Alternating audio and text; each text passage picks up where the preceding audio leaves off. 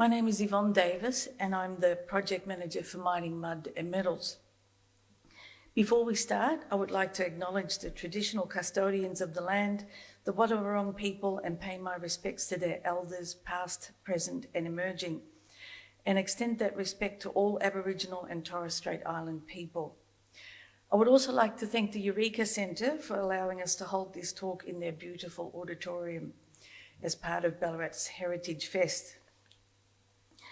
The Mining Mud and Metals project started just before the World War I centenary with a small history group called the Victorian Interpretive Projects, as you can see on the little sign. Most of our group are fair income historians or family researchers, except for me. I'm a bit of a ring-in. The Mining Mud and Metals project involved fundraising. We produced a calendar, community liaison, speaker days. We had a film afternoon. We did displays, and all this while we were collecting material for a book. And the cover of our book, as you can see, is a real tunnel, a real World War I tunnel. I got lucky. One of my contacts in England, Andrew Holmes, who loves the Western Front and photography, got the chance to go down the tunnels a couple of years ago. They were opened for about 2 months. And that particular tunnel is a World War I tunnel at Sonnebaker near the Passendale Museum, in between the museum and the church. And he took those photos. So when I saw the photos he took, I went, right, I want one. So that's how come we got that photo. Now, I should look back at why we picked tunnellers. I should start at the beginning. I worked as the executive producer, Dutch, for SBS Radio for 20 years, hence the slight accent. I'm terribly sorry. So at Remembrance Day and Anzac Day, I would look for interviews that were in my own language. But of course, the Dutch were neutral in World War I. So the next bit, cross the border, Belgium. After all, Flemish is pretty close to Dutch. Aside from talking about the Australian Anzacs in general, quite often there would be a discussion about the tunnellers. And I had no idea about these tunnellers. I knew very little about World War I. I'm aware of the Anzac Day March, Remembrance Day, but I really knew very little. And at the time, I did interviews with someone called Johan van der Walle. He was there when 5 Anzacs were found near Polygon Wood, where he has a cafe. Freddie de Klerk, who is the then president of the Passendale Association, local historian Frankie Bostein, and often about these tunnellers. Ballarat, as we know, has a school of mines, as did Daylesford, Creswick and Clunes. Our electorate has a very amazing mining history. However, I didn't hear or see much about these tunnellers within Ballarat, and they must have come from Ballarat at some stage or trained here. Then came the call for the Anzac grant. We had a meeting at the RSL, which at that time was at the George Hotel, and I took a wrong turn. I hadn't been to the RSL before. And there I found these medals in a cabinet, and it said that they belonged to a tunneller called Samuel Watson. So as you do nowadays, you get your mobile phone, you take a photo. I took it home to check it out when I got home. And when I got home, I figured out that Watson was buried in the new cemetery. As you can see, his headstone, and it has no mention of World War I. On the headstone, all it says is Watson, no first name, no nothing.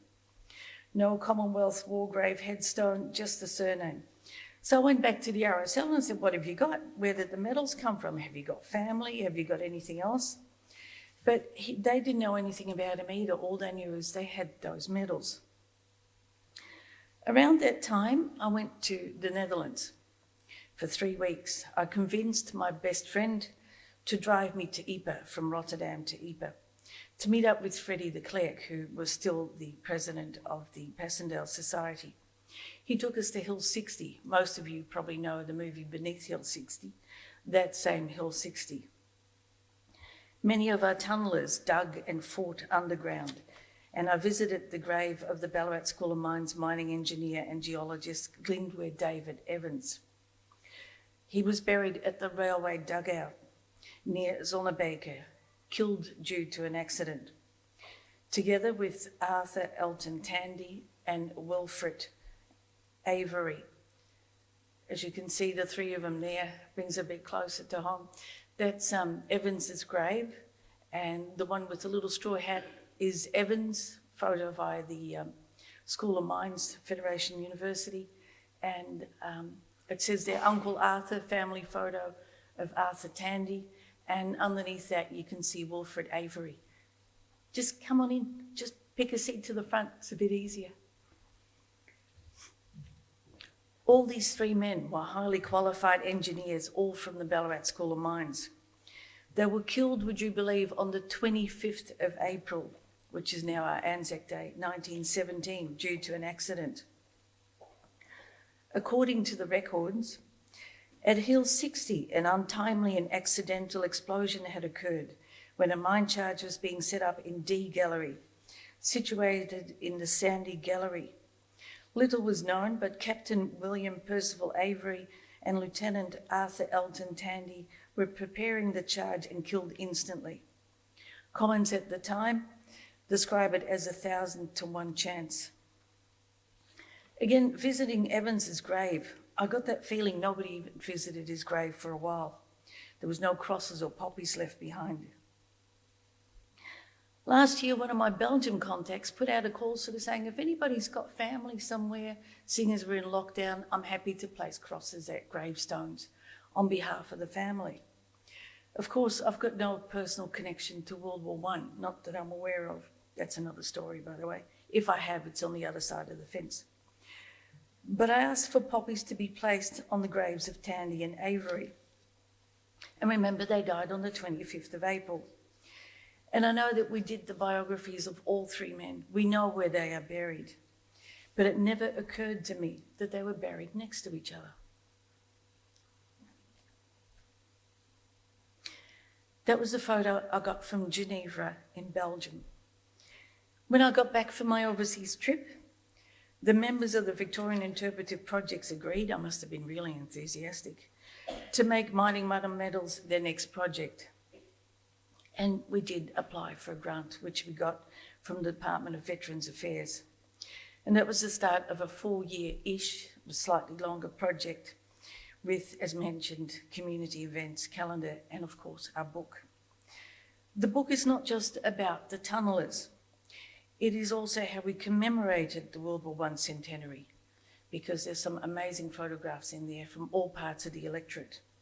The history of the School of Mines. And by the way, we've got Claire Gervasoni here. If you want to know about the School of Mines, Claire's the one. She wrote the chapter as well. And she's also the president of the Victorian Interpretive Projects. So she's here today. But besides the School of Mines, there's also a chapter on tunnelling at Gallipoli. There was no official tunnelling companies, but there were damn well tunnelling at Gallipoli, I can tell you. There was lots of tunnels underneath. In the book also, why the war came to France and Flanders, the recruitment and the return of the tunnellers, our avenues of honour. I think we all know the magnificent Ballarat Avenue of Honour. But there's other avenues of honour. Some of them, sadly, we've lost. The Ballarat East one no longer exists, and there's a few other ones as well. So there's a chapter on that as well. We even have a section that Di Campbell started on to explain where they all got on board of a ship. Considering in those days they didn't have computers, Di was able to put together a list to see how they're all put together on the one ship. Different ships, but they were grouped together so that those men from Ballarat would travel together. So we really needed the 4 years for the book.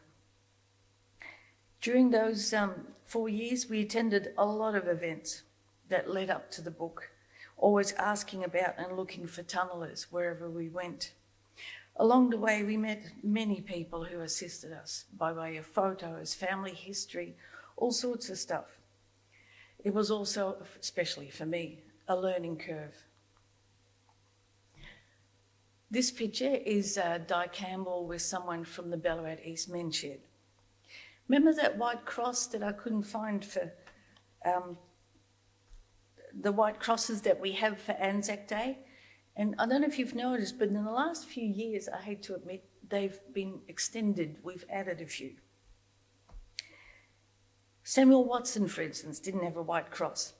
So I went to the RSL and I found out that you can buy white crosses, normally bought by family members, but they charge $20 and it might have gone up since then, which is understandable. The cross has to be made, has to be painted, the poppy goes in, whatever.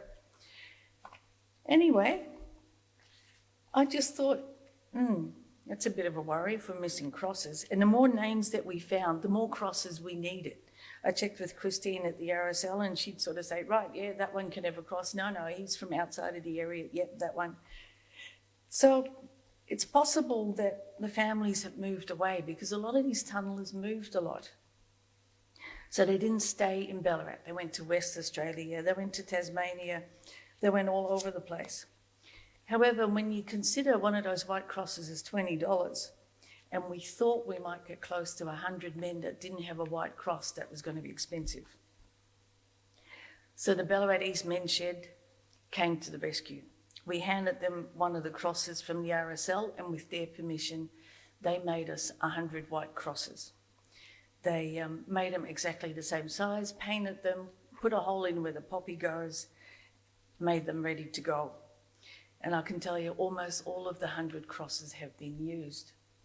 I was up at the Anzac Day crosses recently and talked to one of the people there that puts the crosses in the ground, and I said to him, I'm terribly sorry. I believe you've had a few more crosses over the years to put in the ground. He went, yeah, we did actually. He said, well, could be our fault because Mining Mud and Metals, we found close to 100 tunnellers and we've added those crosses in. You're the one. So they've been putting in more crosses. As I said, those tunnellers are not easy to find because I know, for instance, Queensland has got quite a few mines. A lot of our guys went to West Australia. I'm not sure what sort of mining, but a lot of them ended up in Western Australia. However, they went as far as New Zealand. One of our group members, as you can see there, Di Campbell, is from New Zealand. So we were asked if a few of us wanted to go to New Zealand to come to the unveiling of their National Tunnellers Memorial. And we both, of course, said yes. Besides that, I've only been to New Zealand once, it was a good chance to go. So we went to the Tunnellers, the unveiling of the Tunnellers Memorial. The little town of Waihi, which is on the North Island of New Zealand, is smaller than Ballarat, but it also has a rich gold mining history. They have an open cut mine. They no longer use that mine because it's become unstable, so now, like Ballarat, they're also tunnelling underground. And amongst their Australian-born tunnellers, we found 2 from our area. So if we hadn't gone to Waihi, we wouldn't have known. I mean, how would you find them? And I've got to tell you, we've left something behind of Ballarat. See that little rock there? The stonemason, Rod Sims, cut us a white quartz rock in half and put the lettering in it, Ballarat, Australia, and it now sits in their rock wall in New Zealand, next door to the Waihi Memorial. So I'm rather proud of that little rock in there. So if ever you go to New Zealand, go and have a look at the rock. One of the tunnellers found via New Zealand was Ernest Wadsworth. He was born in Ballarat and joined the New Zealand Tunnelling Company. By the way, both men joined the New Zealanders because they both married a New Zealand woman. So it's obvious that they stayed and therefore, with their background, joined the tunnelling companies. The New Zealand tunnellers were made up of experienced miners and they worked exclusively on the Western Front from March 1916 till the end of the war, and they served separately from the rest of the New Zealand division. Wadsworth survived World War I and re-enlisted again in 1942 at the age of 54. And then we've got Stanley Gordon Tredenick. Right at the front of those white crosses, this is a photo from New Zealand, you can see Tredenick. He came from Allendale and he was with the New Zealand Engineer Tunnelling Company. He sadly died of wounds in Arras in France. We also made sure we contacted the RSL at Creswick, as we did with lots of stuff that we passed along, to let them know we found one of their own, and they didn't have him on their list either. But what they have done, since we told them, is added him to their list as well. So that's Tredenick being remembered in Creswick as well. So Tredenick is now remembered in both countries. As mentioned, these tunnellers moved around, which was the case of Albert John Woolcock. He was born in Ballarat, worked in West Australia, and he's remembered on their Avenue of Honour in Perth. Not on the Ballarat Avenue of Honour, but the Perth one. Albert John Woolcock enlisted as many of the tunnellers due to their experience at an older age. You'll find a lot of our tunnellers and miners were much older. They weren't 18 or 19, they were 30 plus, 40 plus. Woolcock was 44 when he enlisted. Sadly, he didn't make it home and he was buried in Rouen in France, where at the time there was a large hospital. You can see there the gravestone of Woolcock and right next to it a little insert of a photo, and that's his plaque and tree at the Avenue of Honour in Perth. As luck would have it, maybe not for the other half but for me, we did a trip 4 years ago down the River Seine in France. We went from Paris to the coast and back. And it stopped at Rouen. So what I did, I didn't tell him this, but what I did is before we went, I checked every stop. I checked my list of cemeteries to see if any of them were close enough to go. Lo and behold, Rouen had that cemetery, and that's where Woolcock was buried. So here we go. Our wonderful cruise director, Benjamin, I said, Ben, I want to go down and visit a grave. Can you organise it for us? We had an afternoon off. He booked a taxi, told us how much the taxi was going to be. My French is limited. I can get around, but I really am limited. So we got to the cemetery, but of course then how do I find the grave? I look at this cemetery and it's massive. So our wonderful taxi driver got out of the car, realised that we didn't know where to go, got the cemetery staff, and within minutes we came to the grave, as you can see. So I found him. I'm not sure if the other half was impressed or not, but I think it did leave a bit of an impact. He's not a World War I person, but it actually left a bit of an impact to see all these graves and with the headstones and realising that was one of Ballarat's own. Di Campbell and myself also had the chance to look at some of the repat files in Melbourne. All these files of repatriation that really showed a very sad state of affairs. If you were gassed more than once and had lung issues, then somehow down the line it was seen as, well, he smokes, that must be why he has a lung issue. Some of the forms produced in the 70s, if they were still alive by then, didn't even mention World War I. They just looked at smoking as the cause of their bad lungs. So getting a pension wasn't easy. PTSD or shell-shocked was totally overlooked. And then we've got here Thomas Andrew. He's from Daylesford. The photo where he looks very dapper, very dressed up, was taken at his sister's wedding. We got this photo through one of the family members. I've put next to him the memorial at Daylesford because he's not mentioned on the memorial in Daylesford.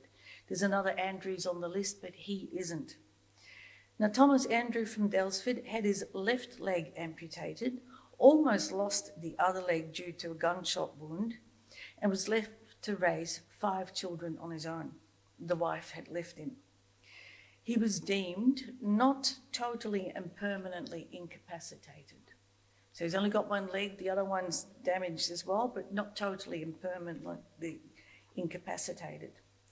He struggled for the rest of his life to pay back a small loan for furniture. When he arrived back, he needed furniture. As I said, the wife had left him.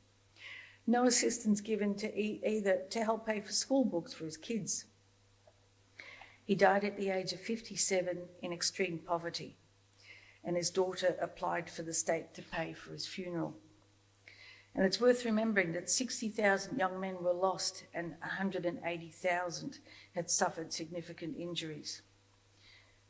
By 1916, the School of Mines in Ballarat actually already offered, 1916, so we're midway through that war, for over 400 returned soldiers, classes in turning, and fitting, woodworking, electroplate work, electrical wiring and commercial subjects.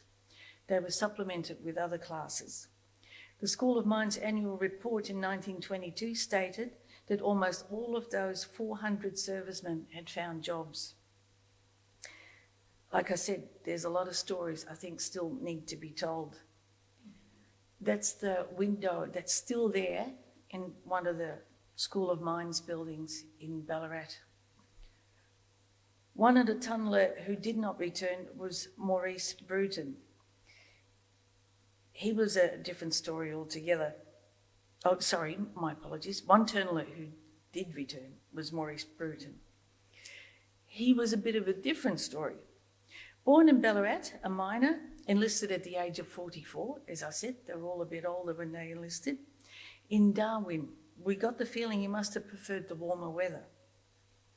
He did get shot in the leg, but that was listed as mild. I'm never quite sure how they list stuff like that as mild, but it was listed as mild. His papers did say a cardiac disability. Oddly, there's no memorial plaque on his grave at Timber Creek in the Northern Territory at the back of the police station. I misspelled that one, sorry. There is a plaque out the back. I thought if you have a plaque out the back of the police station, maybe you died in custody. I'm thinking, what the hell did he get up to? What did he do to die in custody and have a plaque out the back?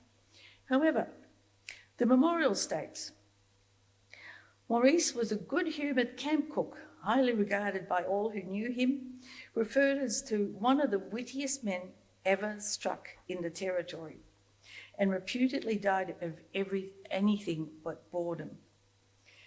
You can imagine the need for those specialised professions, mining engineers, miners to dig the tunnels under the enemy. Think of the carpenters who did the wooden frames, as it is on the front of our book, to make the supports. There was rooms underground. They also needed the electricians to supply the lights and the power. With the lights and the power, for instance, if you look at those two tunnels, the wooden ones, and remember School of Mines did have carpentry and electricians as well, the wooden ones were mainly in Flanders because they had sandy soil or they had mud.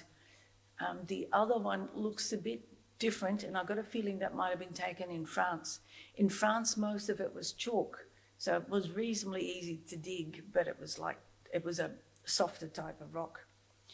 The other story I heard, and I've never been able to verify, is there was a lot of wood used in those tunnels. And I was told by someone one day that the wood came from Canada, where they have lots of forest and lots of trees. I have no idea how they would cut down those trees and get them across, but I know that shipping did get in and out because they dropped off troops after all. So some way, somehow, those panels must have come from Canada. And if ever you go to the shrine in Melbourne, and if you look up the top, you will see a panel that shows a couple of guys carrying big logs of wood on their shoulders. And it's the only reference I've ever found at the Melbourne Shrine for tunnellers. So the tunneller biographies in our book tells a little about them. It also looks at a bigger picture. It looks at why their expertise was needed, where they fought, where they were commemorated. And we've got the book at the Eureka Centre today, and we don't do this very often. Normally it retails at $33. We've got them at 1 for $30 or 2 for $50, so it's a bargain today.